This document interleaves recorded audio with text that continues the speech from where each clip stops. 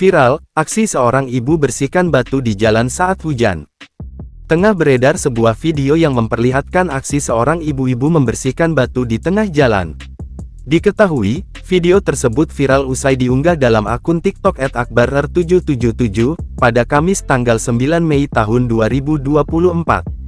Dalam video tersebut, tampak mulanya ibu tersebut sedang dibonceng menggunakan motor. Tampak saat itu hujan sedang turun, sementara kondisi jalan terlihat berlubang dan banyak batu bertebaran. Dalam video itu dijelaskan bahwa batu tersebut digunakan sebagai ganjalan mobil ketika terjadi macet.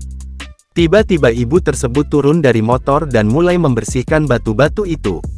Setelah selesai, ia pun kembali menaiki motor dan pergi.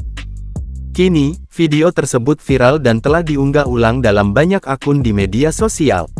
Dalam unggahan tersebut, pemilik akun mencantumkan lokasi Larompong, sebuah kecamatan di Kabupaten Luwu.